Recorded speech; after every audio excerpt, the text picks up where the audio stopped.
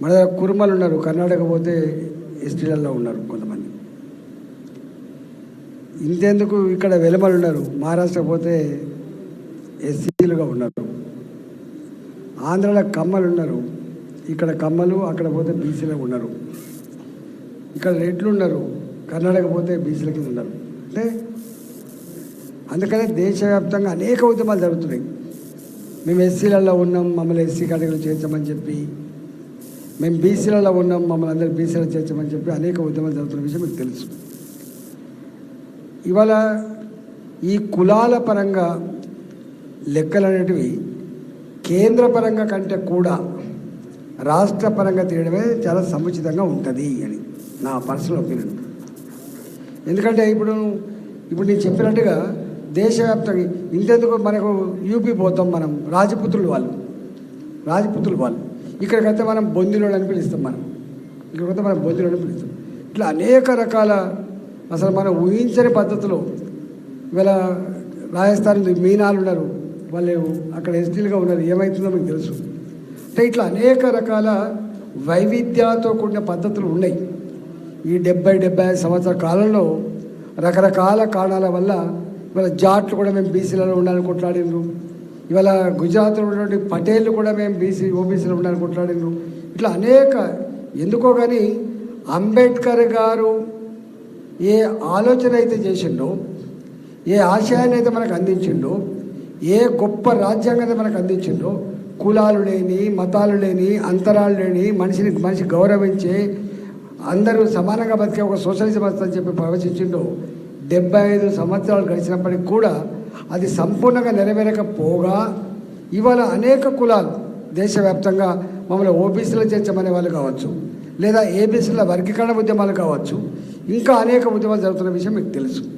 అందువల్ల కేంద్రం కూడా ఏమంటా ఉంది, మీరు మీ రాష్ట్రంలో తమిళనాడులో వాళ్ళ రాష్ట్ర పరంగా లెక్కలన్నీ కూడా తీసుకొని మా రాష్ట్ర కాంపోజిషన్ ఇది ఉంది కాబట్టి మేము ఇది చేయాలనుకుంటామని చెప్పి వాళ్ళు జబర్దస్త్ చేసుకున్నారు.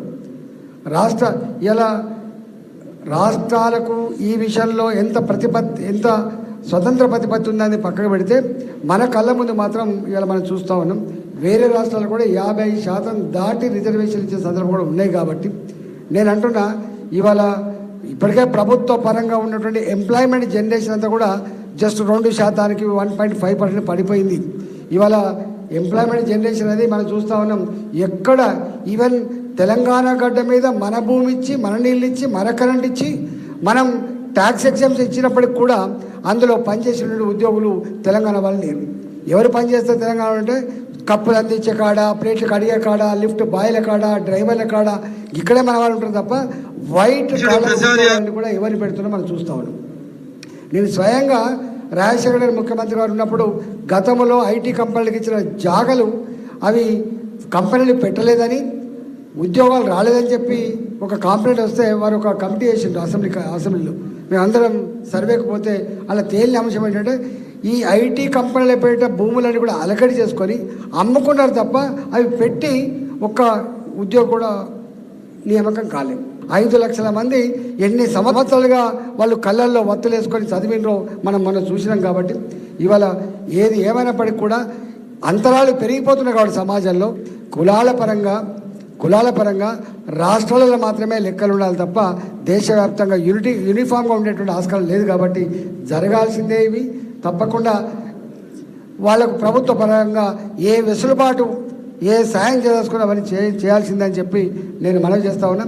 ఇలా చాలా నిన్ననే అడ్వకేట్లతో ఒక మీటింగ్ జరిగితే పోయినలేదు అడ్వకేట్. ఇప్పటివరకు సుప్రీంకోర్టులో కానీ హైకోర్టులో కానీ ఈ రిజర్వేషన్ లేదు. ఐఏఎస్ ఆఫీసర్లో ఉన్నది. ఈవెన్ రాజకీయ పార్టీలు కూడా అసెంబ్లీల వారిగా, పార్లమెంటు వారిగా ఓబీసీలకు రిజర్వేషన్ లేకపోయినప్పటికీ కూడా ఇవాళ అక్కడో ఇక్కడో తప్పకుండా వాళ్ళకు గుర్తించకపోతే, గౌరవించకపోతే, వాళ్ళకి ఇవ్వకపోతే రాజకీయ మనం లేదని చెప్పి వాళ్ళని ఇస్తాను అక్కడ దొరుకుతానే. కానీ ఒకవేళ చట్టబద్ధంగా లేకపోయినప్పటికీ కూడా కన్వెన్షన్స్ ఉంటాయి, ప్రాక్టీసెస్ ఉంటాయి, అమలు చేస్తూ ఉన్నారు. కానీ కన్వెన్షన్స్ కానీ ప్రాక్టీసెస్ కానీ అమలు జరిగినటువంటి ఏకైక వేదిక అది ఇవాళ హైకోర్టు, తర్వాత సుప్రీంకోర్టు. కేవలం కింది కోర్టులలో చేయంగా ఓ 20% 30% వాళ్ళు మిగిలిన వాళ్ళు వస్తూ ఉన్నారు తప్ప ఫ్రెష్గా అపాయింట్మెంట్లు దాంట్లో లేని పరిస్థితి మనం చూస్తూ ఉన్నాం. 75 సంవత్సరాలకి ఈ దుస్థితి ఉంది.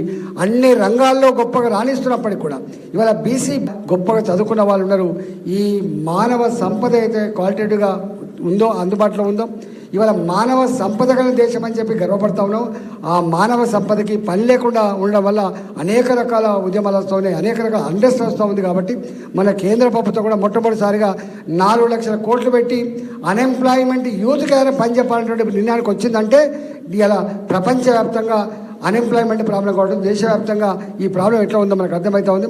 ఇవాళ మధు యాస్కి గారికి బాగా తెలుసు, అమెరికా లాంటి అగ్రదేశం కూడా మా దగ్గరికి ఎవరు రావద్దని చెప్పి బోర్డు పెట్టే పరిస్థితి వచ్చిందంటే మనకు అర్థం కావాలి. కాబట్టి డెఫినెట్గా ఈ రాష్ట్రాల్లో కులాలుగా రాష్ట్రాల పరంగా జరగాలి, రాష్ట్ర ప్రభుత్వాల పరంగా కొంత వెసులుబాటు ఇవ్వాలి తప్ప దానికి దేశవ్యాప్తంగా జరిగేటువంటి ప్రక్రియ నేను ఇప్పుడు చెప్పిన ఉండదని చెప్పి మనం చేస్తూ మీరు చేసే